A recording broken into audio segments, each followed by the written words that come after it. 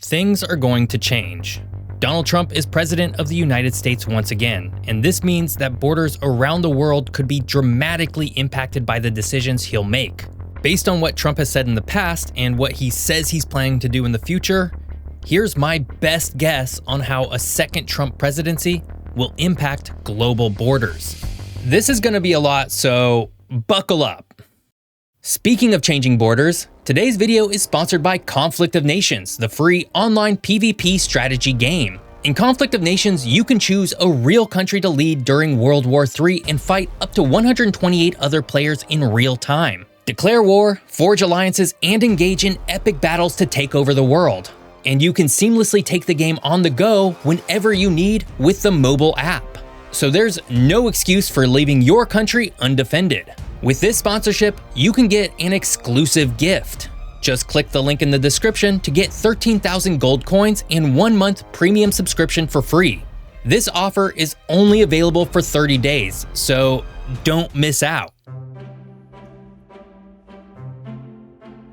A second Trump presidency will have profound implications for Europe, particularly Eastern Europe, a region already grappling with significant geopolitical tensions. The war in Ukraine will undoubtedly remain at the forefront of any US policy decisions in the region, and therefore it's likely to see the biggest impact. Trump has often claimed that he could bring the conflict to an end swiftly, suggesting that such an outcome might require Ukraine to make substantial concessions. This approach would include Ukraine ceding territory currently occupied by Russian forces and possibly abandoning aspirations to join NATO. Such a scenario would fundamentally reshape Ukraine's sovereignty and security, leaving it vulnerable to further aggression. Additionally, US support for Ukraine's military and economic resilience will probably waver under Trump, potentially weakening Ukraine's ability to resist Russian influence. And while this all seems like bad news, it could also serve as a lightning rod moment for Europe at large, which could step in and offer the security guarantees to Ukraine that the US under Trump likely would not. But the war in Ukraine isn't the only hotspot for Europe.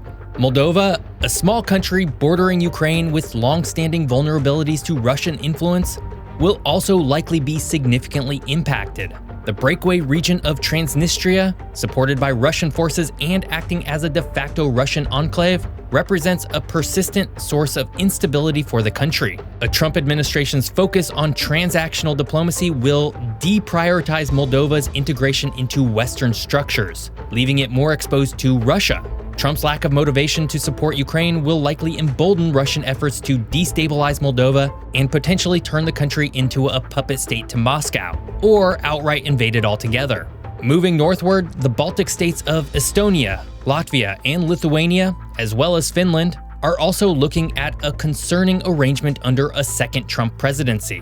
Despite all countries being part of NATO, Trump's previous critiques of NATO's funding and purpose have raised doubts about US reliability as a security guarantor. For nations bordering Russia, the erosion of US commitment to NATO's Article 5 could have serious consequences. These countries have invested heavily in their own defense, but also remain heavily reliant on NATO support to deter Russian aggression. Finland, which recently joined NATO, might find its security calculus altered if Trump signals ambivalence towards its obligations in the alliance. And a country such as Estonia could be swiftly invaded and taken over before NATO even arrives, in which case Trump might not even see the point of sending troops to free the tiny Baltic country. And of course, there are implications for Belarus as well. A close ally of Russia, a second Trump term could embolden Russia to just absorb the country altogether. While that might not seem like the best course of action for Russia, Lukashenko, the country's current dictator, has seen staunch resistance in recent years from Belarusians. And Russia, sensing Trump might not care, may decide it's not worth risking Belarus becoming democratic and drifting towards European ideals. A second Trump presidency will have an impact on Europe's borders. It's just a matter of how big an impact and where the impact will be most acutely felt. Perhaps more than any time since the years directly after World War II, a sitting US president will have more power to shape what Europe looks like going forward. But Trump's impact on global borders won't stop at Europe. So let's head to the Middle East next. The Middle East, a region already marked by delicate alliances, unresolved conflicts, and geopolitical rivalries, is poised to be shaken up by Trump. The US's approach to Israel and Palestine under Trump has historically been unambiguous, with a strong tilt towards Israel. But there has been recent acknowledgments by US officials at establishing a two-state solution. That's not going to continue under Trump. Trump's previous term saw the US relocate its embassy to Jerusalem away from Tel Aviv, effectively recognizing the city as Israel's capital, a symbolic move towards granting Israel complete authority over the region. In his second term, Trump will likely offer unyielding military support for Israeli actions in Gaza or the West Bank, and this could, in turn, lead to Palestine no longer existing in any form in the future. Such actions would not only destabilize the region, but also strain relationships with key Arab countries that have normalized relations with Israel, such as the United Arab Emirates, Saudi Arabia, and even Jordan. Of course, the country at most to lose in the region during a second Trump presidency will be Iran. His withdrawal from the Joint Comprehensive Plan of Action during his first term signaled a dramatic shift in US-Iran relations. A second Trump administration could double down on maximum pressure campaigns, including threats of military action. This approach could further isolate Iran and potentially force it into a situation where it does something drastic, like engage in a full-out war with Israel or attempts to take over Syria after it has freshly deposed its recent dictator. Finally, Saudi Arabia, a close US ally during Trump's first term, might see a continuation of robust support under a second term.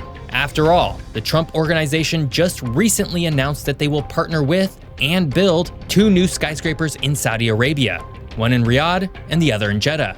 Because of this and Trump's transactional nature, he's likely to pursue a friendly and supportive relationship with the country. And this means that Trump will further prioritize arms deals and cooperation with Saudi Arabia, which will have broad impacts on Yemen.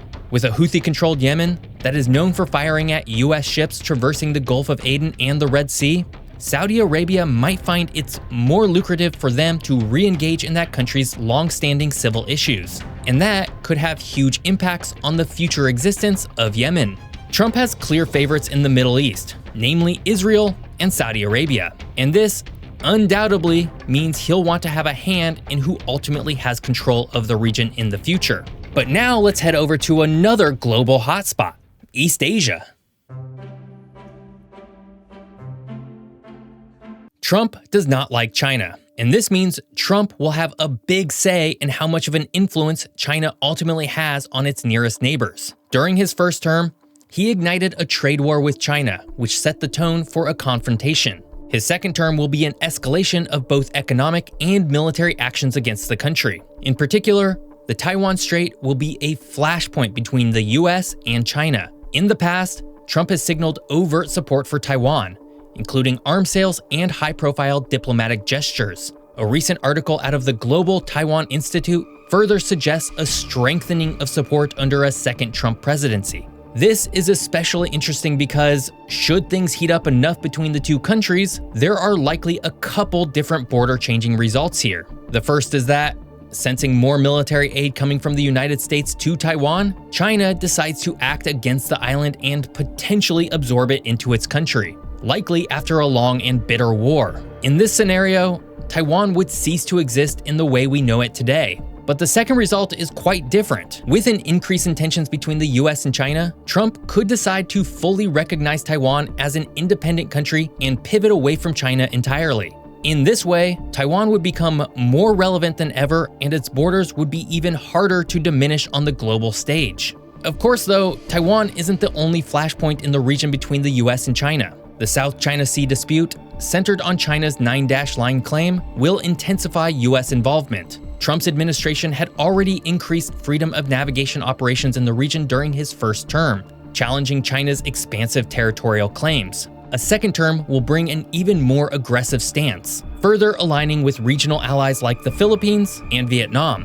While this might bolster confidence among US allies in the region, it could also provoke heightened Chinese militarization. In this scenario, the region's oceanic borders could shift dramatically, either by getting China to fully recognize the other country's territorial waters, or with the other countries giving up their claims to China. Either way, the issue will come to a head soon. North Korea, another critical player in East Asia, will also re-emerge as a focal point. Trump's previous engagements with Kim Jong-un marked by high-profile summits and a mix of threats and overtures, failed to achieve denuclearization. A second term might see a return to such unorthodox diplomacy, though its effectiveness remains questionable. Without substantive agreements, North Korea could continue to expand its nuclear arsenal, potentially destabilizing the Korean peninsula further. Meanwhile, South Korea, a key US ally, might find itself caught between unpredictable US policy shifts and an increasingly aggressive North Korea. It's doubtful that any full-scale conflict or border changes will result out of this, but Trump's actions or inactions in the region could have broader border implications in the future. Trump's eyes will be laser-focused on China from day one, and this will likely bring about huge changes to the region. But there's one final area that Trump will be even more focused on, at least in his first year: Mexico, Central America, and Canada.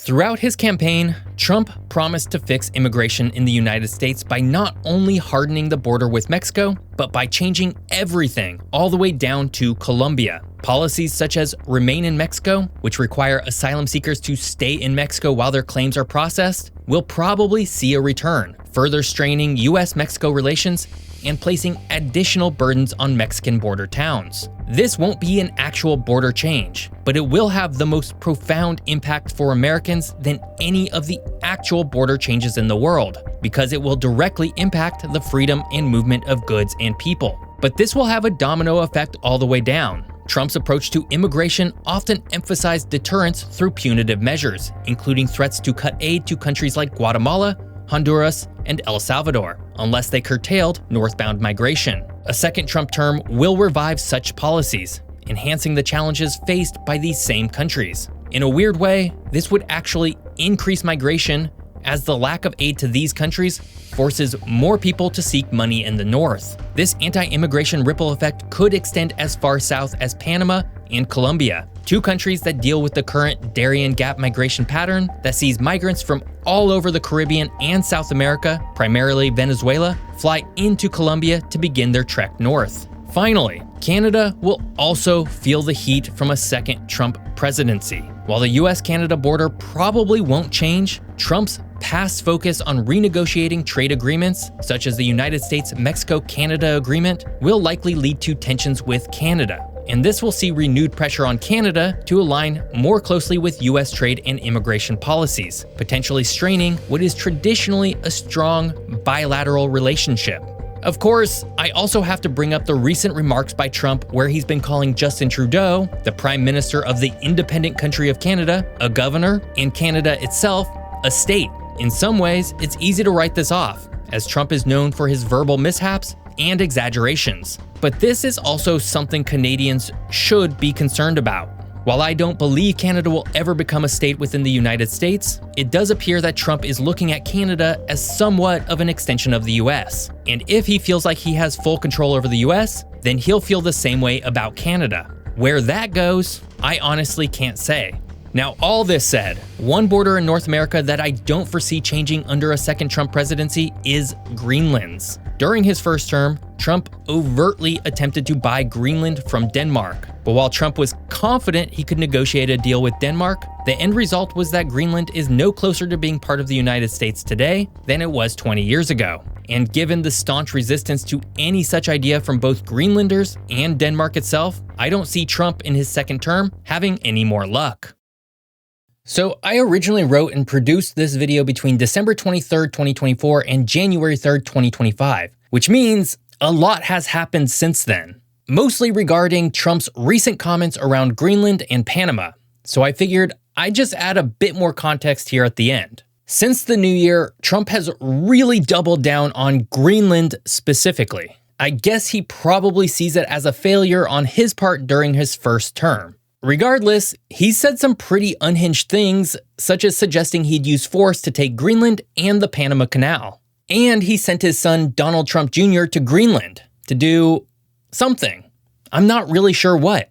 All that said, Trump has really ratcheted up his rhetoric around these places. And that's worrying, not only for Greenlanders, but also European allies, specifically Denmark, who technically has sovereignty over Greenland, albeit without much direct control. And as for why the United States would even want to own Greenland, well, it usually comes down to resource extraction, but that's another topic for another video. I still don't believe Greenland will become part of the United States, but the conversations around it are certainly more intense now than they ever were during Trump's first term. So I guess I really don't know what the ultimate fate of the world's largest island will be. A second Trump presidency will bring changes, that much we can say for certain, but the exact hows and wheres of it all remain a mystery. Once again, don't forget to join Conflict of Nations, the free online PvP strategy game happening in modern global warfare where you can choose your own strategy and engage in epic battles. So get 13,000 gold coins and 1 month of premium subscription for free. Offer is available only for the next 30 days. If you enjoyed this episode, be sure to check out this much more fun episode on the weird US-Canada border. Thanks for watching. See you next week.